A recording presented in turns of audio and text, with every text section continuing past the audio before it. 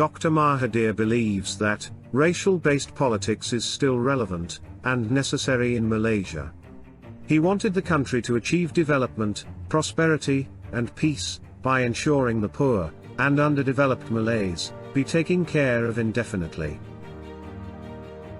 Their fundamental rights, such as the royal institutions, Islam, language and culture, should be protected based on the social contract that was agreed upon since pre-independence.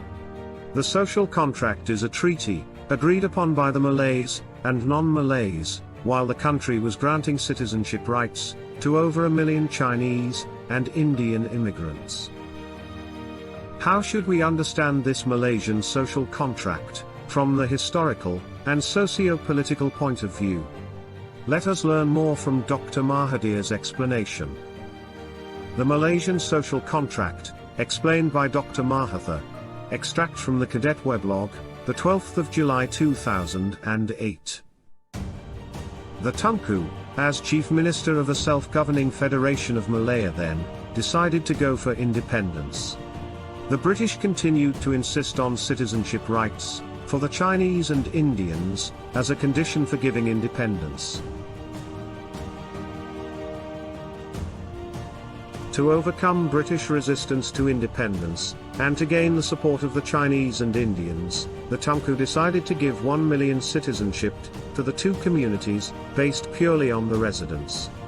One notable new citizen was Tun Leong Yuko, a former general in the Chinese National Army, who was later appointed governor of Malacca. It was at this stage that the leaders of the three communal parties, who had formed the government of the self-governing British Federation of Malaya, discussed and reached an agreement on the relationship between the three communities in an independent Federation of Malaya.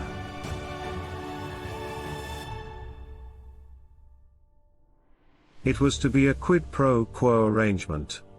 In exchange for the 1 million citizenships, the non-Malays must recognize the special position of the Malays as the indigenous people.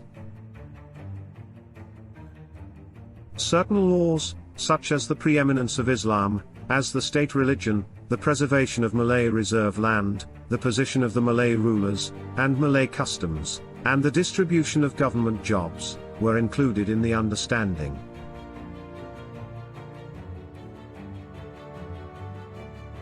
For their part, the Chinese and Indian leaders, representing their parties and communities, demanded that their citizenship should be a right that could not be annulled, that they should retain their language, religion and culture, that as citizens they should have political rights as accorded to all citizens.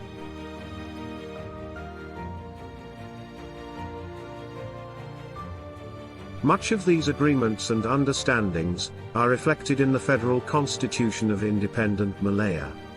For everything that is accorded the Malays, there is always a provision for non-Malays. Few ever mention this fact.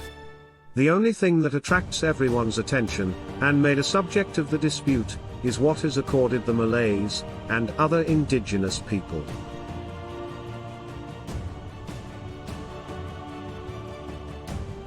The embodiment of the social contract is therefore the Constitution of first, the Federation of Malaya, and then Malaysia.